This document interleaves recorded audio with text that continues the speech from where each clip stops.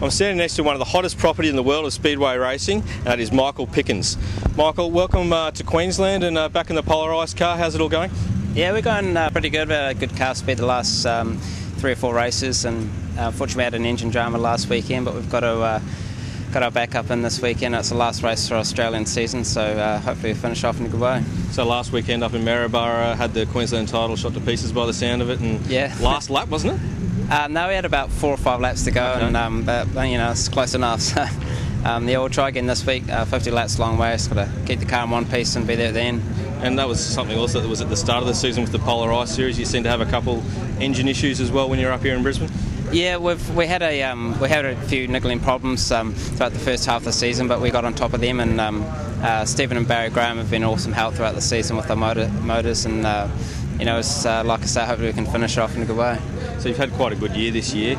3rd in the Chili Bowl. Tell us a bit about that. Also, yeah, coming from the back at one point, I believe. Yeah, we started it was 8th night, somewhere around there, I think it was, and yeah, but we got up to 3rd or 4th and had a lap car spin out and just had nowhere to go. And the rules are there: if you need a push track, you've got to go to the back. So, you know, we just had to suck it up and press on. And I spent probably 7-8 laps just without anywhere to go. You know, I mean, cars were everywhere, and we just plugged away, and actually got up to 2nd with 2 laps to go. But as we got into 2nd, passing Sammy Swindell, the caution came out, so we had to slot back into 3rd, and then with 2 laps to go, that's where we finished. So, you know, it's the old story.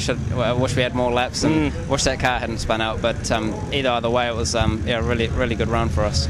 What's it like running with that sort of competition? Because you don't just have speedway guys there, you've got NASCAR guys as well. It must be a lot of fun. Yeah, you certainly do, and you have all the speedway legends that have gone on to NASCAR and IndyCar or whatever, and they always come back to run it, like Tony Stewart and Casey Kane and Jason Leffler. I mean, all those guys that come back and run. And to run with those guys wheel to wheel is just awesome, and you can run wheel to wheel for 50 laps with them, and know you know you're going to be safe, and you learn so much running with them guys because they're so good. Particularly Sammy Swindell. I mean, he's such a legend. Not only in wing sprint cars, but in midgets also. So I mean, he's won it how many times? About 4 or 5 times. Yeah, something like that. Yeah, something unbelievable. And his son Kevin's won it 2 years in a row now. So yeah, those guys are certainly something to look up to. So with those guys that you do run against, coming 3rd, does it get you a foot in the door to try to make another step over in America, like maybe in NASCAR, because you have a bit of experience there? Yeah, it certainly helps.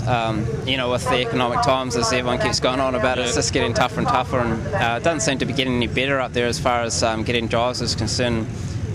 You know, if I had some sort of financial backing behind me, it would make it a hell of a lot easier, of course, but you just got to plug away and hope that something comes of it. I'm getting older and older, but I don't think I'm too old yet, you know, to make that jump. So we're on Monday, we're heading up to the to do the midget week and whatnot with the USAC midgets. And that's with Jack and the team? Yeah, that's with Jack Berry Racing, Polar Ice. So we're really looking forward to that. We're taking our New Zealand car up. So it'll be New Zealand car, New Zealand drive, Australian car, and interesting mix. Yeah, it is. Now we get it on all real good, and we have a good time racing. So hopefully we can get some wins up there and make ourselves noticed. So you'll run the same livery as what you were running tonight, pretty much, while you're over there? Pretty well, yeah. It's the same car as we ran here at the beginning of this season. Okay. So it looks almost identical to the car behind us, except it's number 29.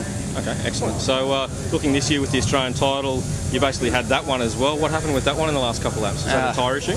Yeah, it was, and I mean, it was so slick there, and tyre management was key, and you know, we just plugged away for the first 3 quarters of the race. I mean, I probably didn't go over quarter throttle, you know. I just let we started on the front row, and I let the guy go in front, and he checked out. He was like half a lap ahead, and he ended up blowing his right rear tyre, which I knew he's either going to do that or come back to me, one of the two. And then, like I say, the last probably quarter to third of the race, we pressed on, and just pressed on that little bit too early, and the right rear tyre came apart. So we took the white flag, and we're in the lead. So that's one of those deals, you know, I pressed on probably about a half lap too early.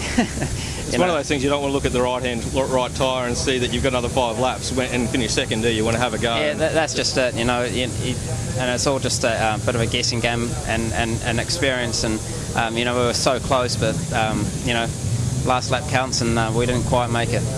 Well, it's great to have you in Brisbane. What about next year? You're probably going to try to, well, see if you can continue things with Jack Berry here in the Polar Ice team? Yeah, we certainly are. I'm not sure exactly what we're doing next season, but it'll be something with Jack Berry Racing, and my schedule back home will be similar to what it was this season. I'll be running a house car for Buckley Systems Racing, and that's the company who actually built our new car that we're taking to America. So yeah, it's a nice tie-up with these guys, and you know, the relationships getting stronger, and that's what it's all about, building relationships and having fun while we're doing it. So hopefully we can do well tonight, and we'll see how we go in America. Yeah, definitely. And thanks for your time, Michael. It's great to have you here at Archerfield. I can't see why, even though you're maybe not 20 years old anymore, but you're still well in your 20s, that you can't get maybe that foot in the door in NASCAR, maybe get in a Craftsman truck or something, maybe next year, hopefully. Yeah, certainly help. I mean, I've had 2 tests in a Craftsman truck, and we've gone real well, and it all comes better than Kimi Räikkönen by the sound of it. Yeah. From over the weekend, he's not doing too well. No, so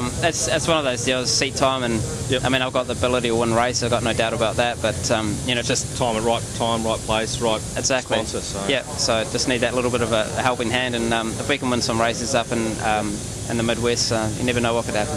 I'm sure. You always put in a good show tonight, and good luck in America next week. Yeah, thank you.